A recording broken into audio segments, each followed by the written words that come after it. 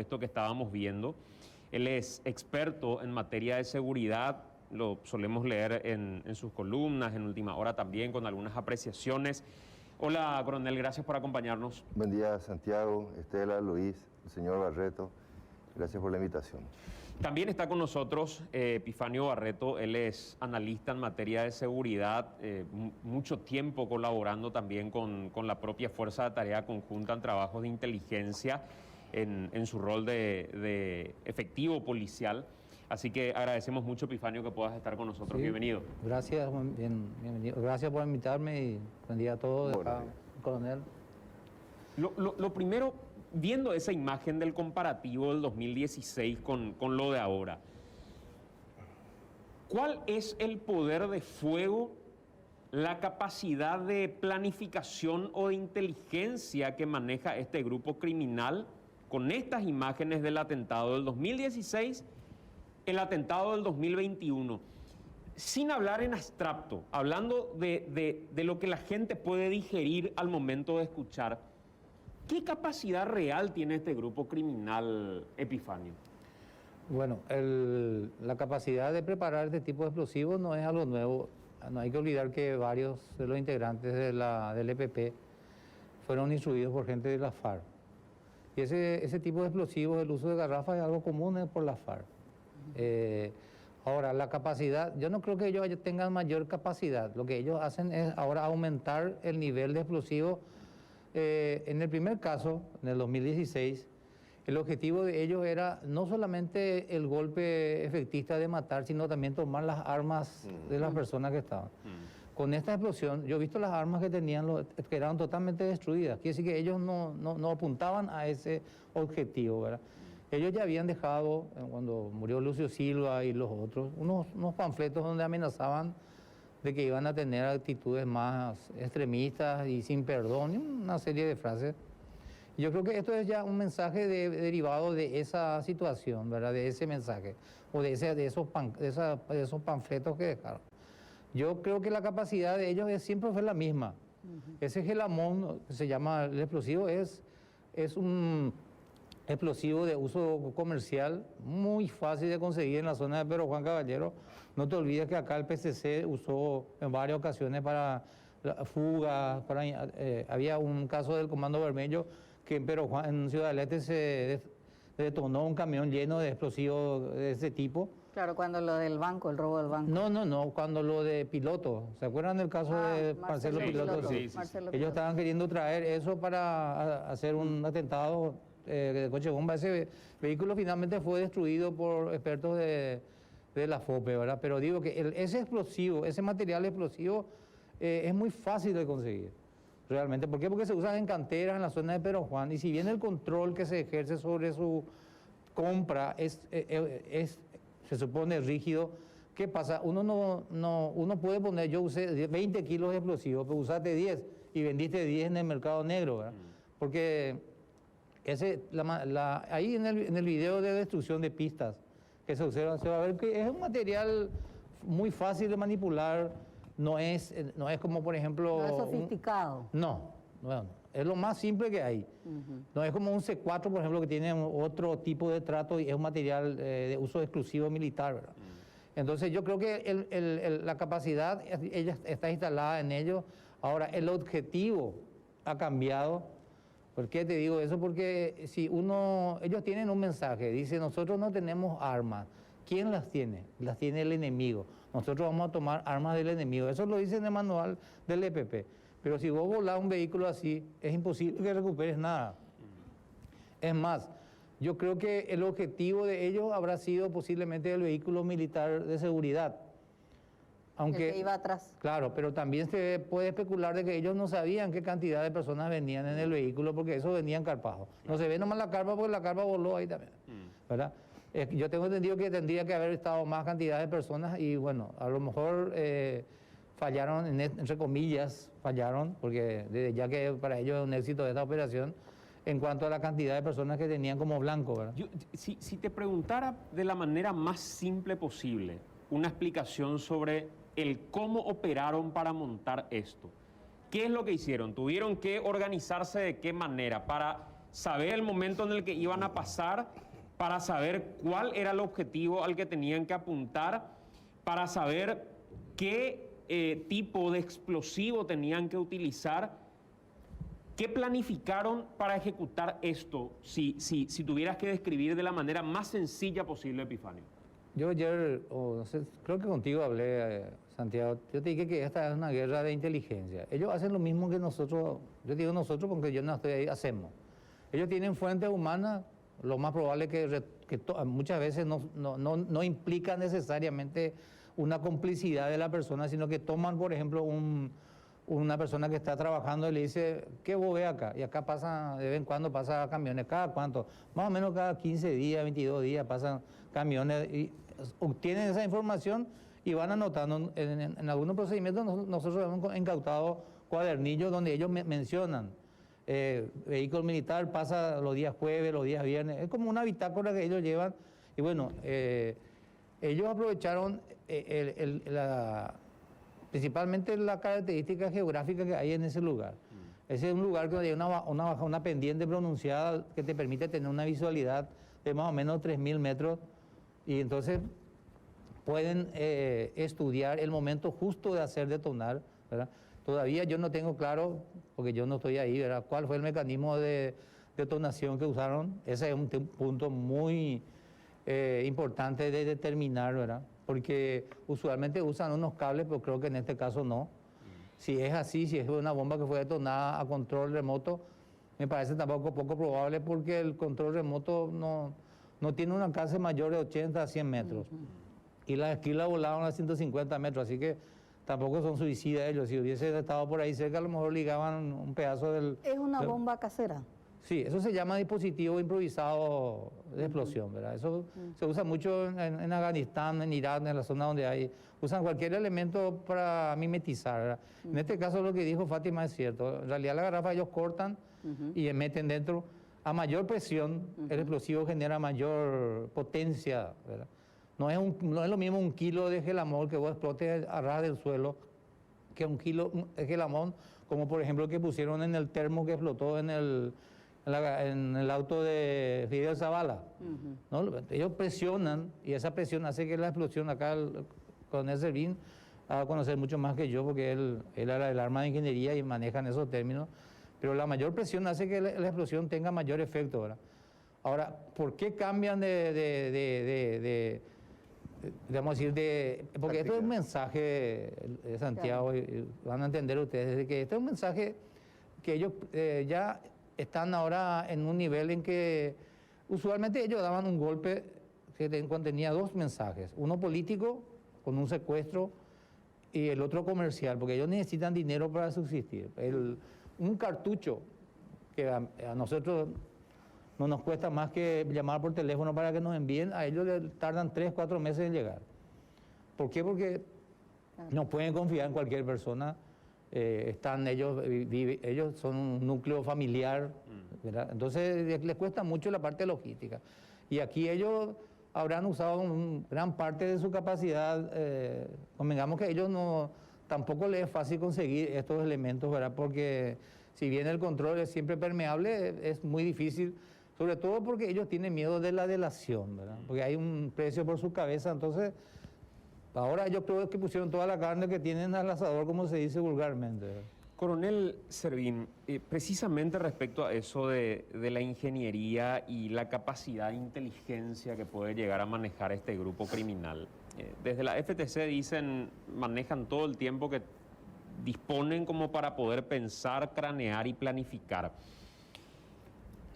¿Cuáles son los elementos de la estructura que tiene este grupo criminal como para planificar algo como esto? En tiempo, ¿qué capacidad debe tener la gente que está integrada a este grupo criminal como para planificar este tipo de operaciones, para hacer ese trabajo de inteligencia y a partir de saber identificar qué dispone este enemigo, cómo habría que contrarrestarlo? ¿Es con tecnología? Si fuera con tecnología, uno se plantea y dice, si es una guerra de inteligencia y contrainteligencia, ¿cómo puede ser que sin tecnología ellos actúen de esta manera? y logren lo que están logrando, porque mataron a 8 militares antes, mataron a 3 ahora y tienen más de 70 víctimas en su haber. Entonces pregunto, ¿cómo es esa correlación de fuerzas? Pero primero, ¿qué es lo que tiene el EPP realmente en su estructura para generar esto? En ingeniería, en inteligencia y en todo lo que deba disponer. Bien, voy a responder brevemente la cuestión de la pericia técnica y del morbo informativo, porque creo que abunda muchísima información al respecto y sí me interesaría explayarme más en la segunda parte de tu pregunta. ¿Qué hacemos ahora? ¿O qué hace el Estado ahora? Porque estamos llegando al tiempo de un límite, de mucha demanda social y de mucha presión política por la obtención de un resultado. Y me da la impresión que las autoridades no están entendiendo el proceso. Dije en otras entrevistas y en otros atentados y años atrás que de alguna u otra forma lo que uno nota en la línea del tiempo es una evolución del grupo. Para mí es un grupo terrorista evolucionado. Yo creo que utilizaron determinado tipo de técnicas y de tecnologías para hacer o causar esta destrucción y la muerte de estos 3 chicos de una manera tal que me indica a mí como una suerte de evolución del grupo. Una clásica operación terrorista tiene 4 etapas. Selección del objetivo, una planificación meticulosa, el ataque y la fuga o la evasión. Nunca van a quedarse ahí para combatir o para aferrarse al terreno, jamás, nunca. Es una clásica operación terrorista estudiada, digamos, por la doctrina, ¿verdad?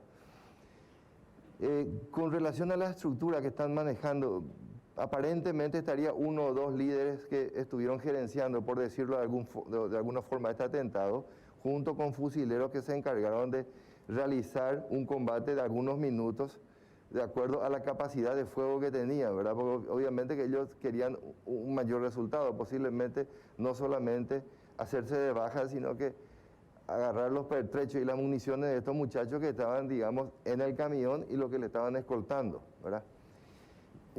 Luego de todo este análisis, ¿verdad? Porque estuve escuchando diferentes tipos de informaciones, no muchas porque estaba de viaje y estoy retornando recién. Yo me pregunto, y creo que compartí en algún momento con Estela, ¿qué es lo que viene ahora? Y nosotros estamos enfrentando la crisis del núcleo duro. Cuando hace casi 10 años atrás, en época del gobierno del presidente Carter, se presentó este paquete de leyes, yo trabajé en la génesis de la 50-56 en relación a derecho comparado, derecho constitucional, el borrador para la elaboración de la norma, y esa etapa está concluyendo ahora. Estamos a 8 años de la 50. Perdón, cuando usted dice la crisis del núcleo duro, ¿se refiere al EPP o al gobierno? Al gobierno. Al Estado en general. ¿Qué es lo que hace el Estado para proveerle de seguridad a la ciudadanía, verdad? Okay. Y una crisis del núcleo duro generalmente tiene 2 consecuencias y no más que 2. O la modificación de la norma o el afianzamiento.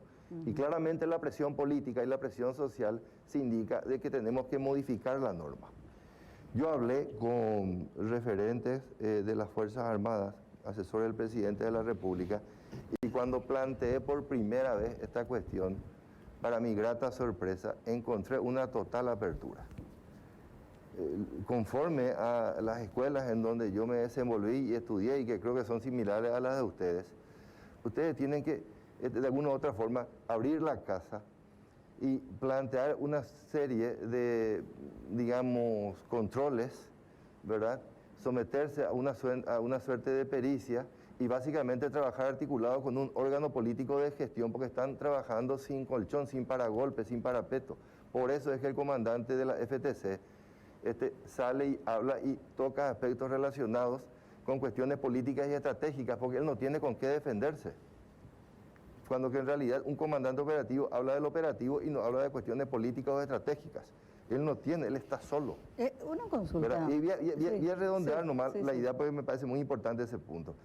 Cuando nosotros trabajamos con el ministro de Defensa, el general Soto, hace años atrás ya, en su primera administración, él me había dicho que de alguna u otra forma esta norma permitiría el desarrollo de la creatividad de los oficiales más jóvenes. Y fue así. Estos chicos, un montón de atentados lograron inhibir, muchos, ¿verdad? Miembros de las Fuerzas Armadas y miembros de la policía. Pero ese plazo, ese periodo de tiempo, está llegando a su fin. Ellos no tienen una suerte de articulación, una suerte de órgano político que los audite y que los controle. Entonces me dijeron, los asesores del presidente de la República, nosotros no tenemos ningún problema en que nos auditen. Muy bien. No tenemos ningún problema en que se modifique la norma. Mejor, ¿verdad? Lo que creo que se tiene que hacer ahora, en mi modesta concepción, es lo siguiente, y estoy hablando desde el punto de vista estratégico y de las políticas públicas, que son mis especialidades. Yo siempre digo, hay una edad para practicar o para hacer los cursos de coraje. Hay una edad para ser paracaidista. Hay una edad para hacer cursos de fuerzas especiales. Hay otra edad para hacer cursos de protección diplomática, por ejemplo. Y así vamos avanzando en esta ciencia hasta llegar a una edad madura ya como la nuestra. Entonces, toda aquella experiencia que vos colectaste desde el pasado la tenés que aplicar ahora, pero con visión y con sentido estratégico, no con un sentido operativo, ¿verdad? Con una concepción estratégica para que las generaciones futuras puedan ver qué es lo que nosotros hicimos o le legamos.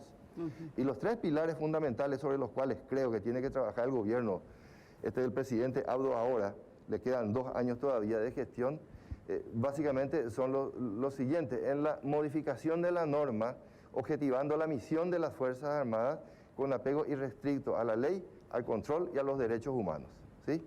En segundo lugar, tenemos que trabajar sobre el aumento de las capacidades, ¿verdad? Yo creo que existe suficiente talento humano como para, no quiero utilizar el término de guerra, que me parece un tanto fuerte, pero algo de eso hay. Trabajar, digamos, para mejorar las capacidades. Nosotros tenemos muy buenos talentos humanos en la Fuerza Armada y en la Policía. No sé cómo estamos de tecnología y creo que tenemos poquísimos y escasos recursos materiales. Para mí, para mi concepción filosófica de la seguridad tiene tres pilares: talento humano, recursos materiales y tecnología. Y en la área que respecta a mi competencia, sí viene la parte más dura y más difícil: hacerle entender a las autoridades el proceso. Si acá no existe voluntad política, no vamos a poder legarle un país más seguro a las generaciones que están viniendo. Por lo que yo veo ahora y conforme al escenario, aquí tiene que haber ya cooperación internacional, una decidida cooperación internacional. El Estado paraguayo está compartiendo su mesa territorial con delincuentes organizados, narcotraficantes, etcétera, etcétera, etcétera, etcétera. Y si vos te sentás en una mesa de primus inter pares, donde compartís la misma comida con los demás, en donde se disputan territorio, población y autoridad, entonces no tenés demasiada fuerza y vamos a estar sacrificándole a muchos chicos. Acá van a morir, hay que ser muy claros en esto, acá van a seguir muriendo muchos jóvenes de las Fuerzas Armadas y de la Policía si nosotros no fortalecemos la gestión. Hay que ser muy claros en esto. De alguna forma la pregunta que la gente siempre se hace, y en parte estaba en la exposición que estabas haciendo, Servín, es del cómo es posible que un grupo que siempre se dijo que no va de 20 o 30 personas en su núcleo duro, no puede ser capturado, no puede ser tomado, no puede ser abatido por un grupo importante de la FTC que ha tomado el norte, en gran parte del norte, territorio entre San Pedro y Concepción. Y si ponemos el ejemplo de ayer, decimos, todo indica que es el EPP, todo indica que es el núcleo importante, central del EPP. ¿Cómo es que cuando ocurre un ataque como el que tuvimos en los últimos días, vos no tenés un ingreso de tropas masivo al monte y decís, vamos, accionemos, reaccionemos, hagamos lo que tenemos que hacer porque sabemos que ahora están acá? ¿O eso sería pirotecnia? No tienen capacidades. ¿No hay capacidad? No tienen capacidades. Seguramente, una idea muy mía nomás. Cuando se produce el evento, automáticamente se activa un protocolo, un procedimiento donde se aplica masa de maniobra. La única forma en la cual el terrorista se devela o se delata es con el atentado. Ahí él te dice, aquí claro, estoy acá yo. Estoy, se muestra. Empieza una conversación, como yo le suelo decir a mis alumnos, ¿verdad? Lo mismo en el caso de los días previos al secuestro del ex vicepresidente Denny, cuando llegaron a ese campamento, ¿verdad? Ahí tomaron contacto, ahí empezó una conversación.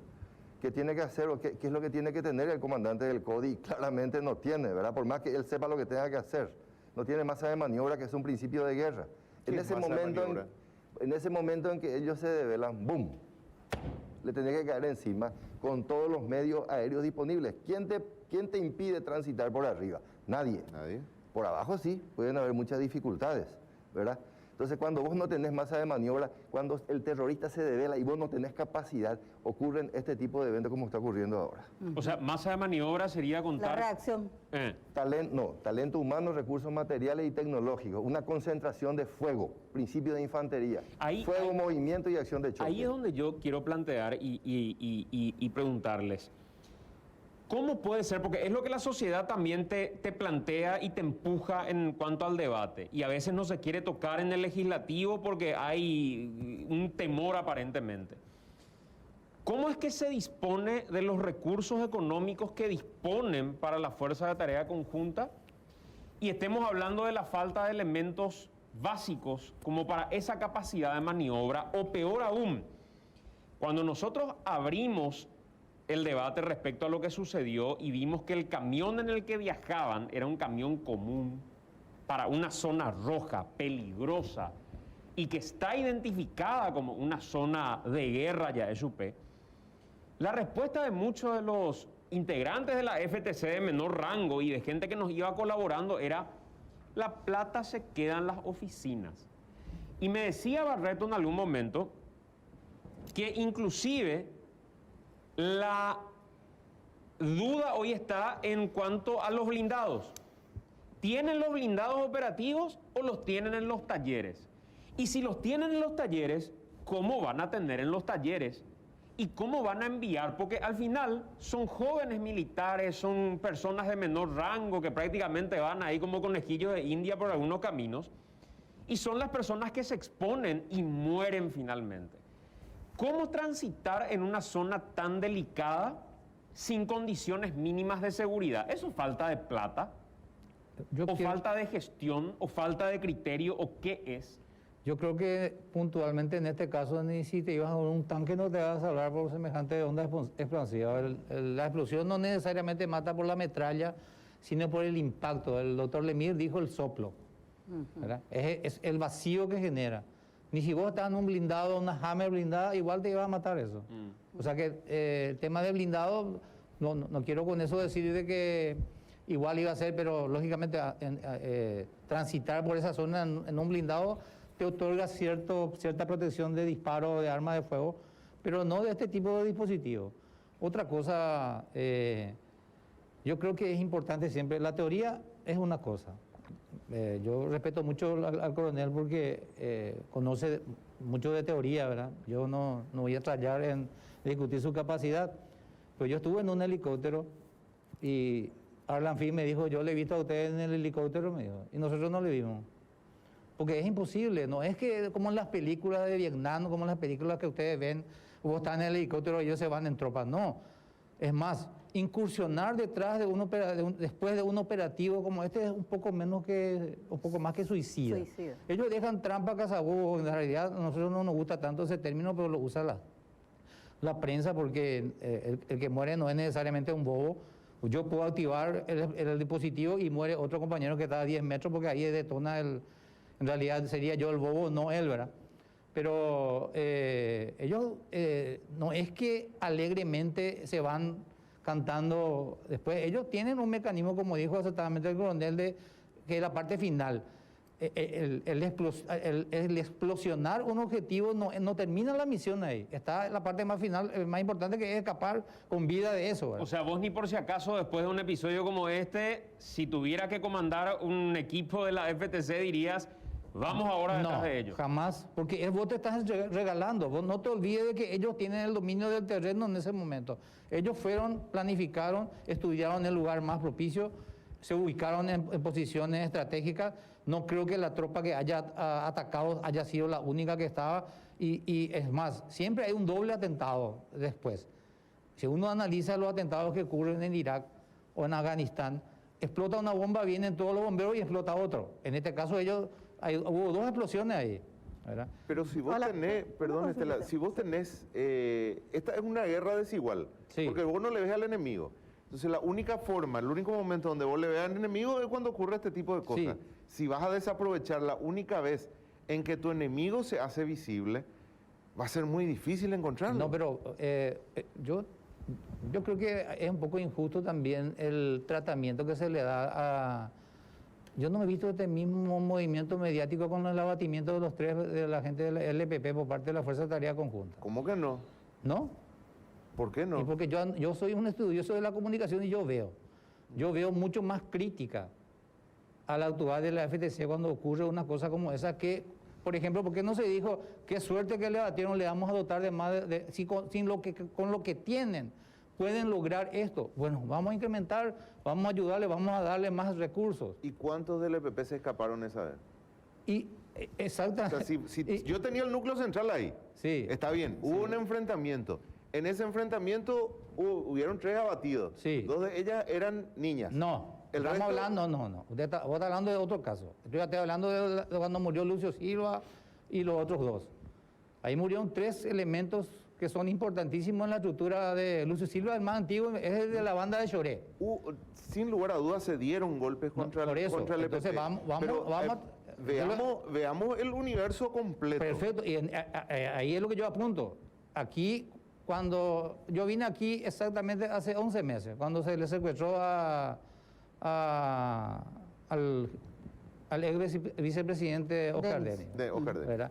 En ese lado se ocurrieron hubo detenciones, en la Fuerza de Tarea Conjunta, no solamente, si yo le contara a ustedes en la época que yo estuve, las veces, acá el coronel sabe, las veces que se evitaron atentados. ¿Por qué no se socializa? Porque uno apeligra la fuente. A nosotros preferimos el silencio, ¿verdad?, que sacar a publicidad. Miren, acá desactivamos esto porque la persona que nos contó es un blanco después, porque la persona que nos contó es la persona a la cual ellos visitaron, le dijeron que suele pasar por acá. Acá suele venir una patrulla, viene una patrulla de antisecuestro, viene una patrulla de los militares.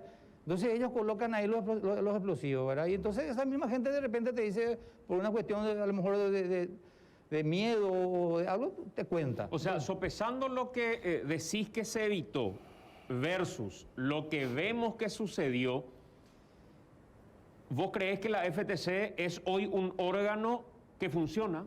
Bueno, para empezar tenemos que definir qué llamamos funciona, ¿verdad? La FTC fue creado con el objetivo, más allá de las palabras que incluían su creación, fue creado única y exclusivamente para combatir al EPP. Le agregaron el tema del crimen organizado y todo lo que quiera, pero estos son terroristas. El terrorista se diferencia del criminal organizado en lo siguiente. El terrorista tiene un pensamiento ideológico, religioso, y de vez en cuando lo pega una cuestión económica. El criminal no, el criminal es dinero. El narcotraficante no busca la reivindicación social ni nada por el estilo, busca dinero. Entonces, Y entonces yo creo que la Fuerza de Tarea Conjunta tiene que a lo mejor centrarse más en el objetivo real. Yo he visto procedimientos de ellos en temas de marihuana y compañía que yo me parece muy bien, ¿verdad? Pero para mí es dilapidar recursos que a lo mejor ellos no tienen. Y hay fuerzas que se dedican a eso. Está la Senat, está la policía. De repente por ahí podría ser un error. A mí lo que me preocupa es este debate recurrente que tenemos cada vez que sucede Sí. un episodio como este, ya sea el EPP secuestrando o cuando la Fuerza de Tarea Conjunta abate a uno de ellos o cuando sucede este asesinato de los 3 militares, y debatimos lo mismo. Y yo veo que la clase política debate lo mismo y la Fuerza de Tarea Conjunta sale a decir lo mismo. Es decir, hay una crítica de la sociedad, porque finalmente lo que se pretende es la eliminación del EPP. La gente generalmente no tiene paciencia y este es un trabajo de largo aliento. La clase política hace los cuestionamientos políticos y la Fuerza de Tarea Conjunta habla de falta de recursos. Y estamos como en un círculo que no salimos y hacemos el mismo debate todas las veces que tenemos un episodio, y me da la sensación de que estamos en un callejón sin salida, porque eso significa, y yo creo que un poco el doctor Servín y usted que está más en lo operativo, diríamos, ¿qué tenemos que hacer? Porque la pregunta es simple siempre y recurrente también. El inicio del EPP de los 90 más o menos, en realidad el nombre lo toman recién en el 2008, pero que actúan hace muchísimo tiempo. Señoras y señores, el EPP está ahí en la zona norte. Todos sabemos dónde están. En la zona norte, una zona específica, pero el Estado paraguayo aún no tuvo la capacidad de eliminarlos. Y ya prácticamente está llevando un tiempo más, nomás necesitan para igualarle a la FARC. A la FARC desaparecen a los 50 años más o menos, ¿verdad? Con una negociación. Con una negociación política. Haciendo sumas un poquito, estamos hablando de casi 30 años del EPP. ¿Qué tenemos que hacer? Y yo hablo del Ejecutivo y de la clase dirigente en general, para que dejemos de hablar de lo mismo cada vez que ocurre un episodio. Porque esto es una repetición. Yo dije recién, en términos muy sencillos, que se tiene que relanzar el producto y creo que en lo que resta del gobierno del presidente Abdo Benítez, se tiene que trabajar, digamos, en esa línea o en ese sentido, ¿verdad? Esto va a ser largo, Estela. Y voy a remitirme a una anécdota de años atrás. Recuerdo que cuando nosotros empezamos a manejar las variables de los probables conflictos en el norte, yo le agarré y le planteé y le mostré eso al entonces ministro del Interior, Carmelo Caballero. Hubo una reunión en donde yo ya advertía de la intervención militar 2009, 2010, sí. Septiembre de 2011, ¿verdad? Manejamos variables ya nosotros en ese momento. Y alguien me dice, no, eso vos decís porque son militares. No le digo. Y yo pongo ahí las variables. Termina la reunión y Carmelo me tira del saco y me dice, ni por acá, me dice, trabajamos en esta línea, me dice. Y le digo yo al doctor Caballero, o sea, un trabajo de investigación muy grande esto, ¿cómo se presupuesta? C, me dice. 2 años duró ese proceso. Ya lo dije varias veces, vuelvo a repetir, ¿verdad? Cuando terminó todo ese trabajo de derecho comparado, derecho constitucional, estábamos viendo que las Fuerzas Armadas de los países estaban interviniendo ya. Y llegamos a la conclusión de que esto es lo que se venía. Fíjense cómo 2 administraciones que no tienen sintonía política, como la del gobierno de la Alianza y el gobierno del presidente Cartes, coinciden en esa línea histórica de construcción que la continúa el presidente Abdo Benítez. Esto hay que seguir haciendo porque los conflictos que se vienen en el futuro van a tener esta tinte.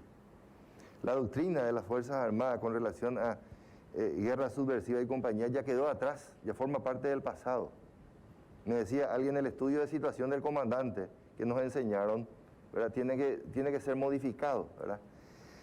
Esto no va a terminar, pero sí yo propongo una cosa, hacerle entender a la clase política y trabajar, digamos, en la elaboración de este proyecto que tiene que venir. La política es el arte de identificar y de solucionar un problema para la sociedad. La política está concatenada con los programas, que son ideas consecutivas de tareas que se tienen que hacer. Después vienen los planes y los proyectos que son de los técnicos, ¿verdad? Yo aquí estoy viendo un divorcio entre la política y los programas y los planes, proyectos y objetivos. Es decir, estamos trabajando en la parte operativa, pero no estamos trabajando en la parte estratégica. Y esa es una tarea inexcusable de la política. Coronel. Para terminar esta partecita que me parece muy importante, ¿verdad? ¿Paraguay tiene políticas públicas de seguridad? Sí, las tiene. Tienen sus leyes, ¿verdad? Pero el trabajo intelectual de construir esa doctrina no se tiene que hacer. Y esa es una tarea de la gestión política. ¿Perdón? En la línea nomás del debate que se planteaba acá, pregunto, ¿vos creés que hoy, sobre la base de la evaluación, sobre la base de sus resultados, la FTC cumplió con su misión? Sí, claramente. ¿Sí? Totalmente. Me decía alguien, voy a decir un nombre, ¿verdad? José Amarillo. José Amarillo para mí es uno de los 3 mejores analistas de la información en Mercosur. No sé quiénes son los otros 2 primeros, pero solemos intercambiar muchas ideas, ¿verdad? Ya años atrás me decía, ya hay células, digamos, operando en Gran Asunción. Y la aprehensión de este chico nativo, punto a favor de la Policía Nacional Antisecuestro, ¿verdad? Me confirma esa teoría, ¿verdad? Nosotros teníamos bombas explotando en Asunción ya en el periodo presidencial anterior, ¿verdad? Sin embargo, ahora se concentran en ese foco que es muy propicio, porque esa mesa está compartida, digamos, por diferentes tipos de organizaciones terroristas y criminales, ¿verdad? ¿Cuál es el riesgo de inmiscuir a las Fuerzas Armadas si no existen reglas claras? Lo mismo que ocurre en otros países, no voy a decir cuáles, amigos latinoamericanos fraternos, ¿verdad? Si nosotros no tenemos reglas claras, ¿verdad? Si nosotros no tenemos reglas claras, las Fuerzas Armadas pueden verse inmiscuidas en aspectos relacionados con el crimen organizado y con el narcotráfico. Por eso el control político tiene que ser muy estricto. La autonomía militar para este caso es inadmisible, es cosa del pasado. Nosotros, ¿qué es lo que queremos? Unas Fuerzas Armadas profesionales, de jóvenes que sepan ejecutar las misiones que se les da, fuertes y letales en un momento determinado. Pero para eso tiene que haber, digamos, una estructura personal que esté enmarcada en valores y en ideales. Estela. Señor Barreto, en la misma línea un poco, yo sé que es muy difícil evaluar éxito o fracaso en una guerra de guerrillas, Sí. pero siempre escucho desde la Fuerza de Tarea Conjunta que dicen como un logro que le tienen cercado al EPP y no pueden salir de la zona norte y eso lo califican como un éxito. ¿Por qué usted que estuvo en el teatro de operaciones es tan difícil eliminar al EPP? Aquí hay que tener en cuenta de que todo el mundo pone el peso de la solución sobre la Fuerza de Tarea Conjunta. Y esto no es una cosa que la Fuerza de Tarea Conjunta sola va a solucionar. ¿Por qué salió el EPP de la zona de Tacuatí? Porque el Estado tuvo presencia ahí.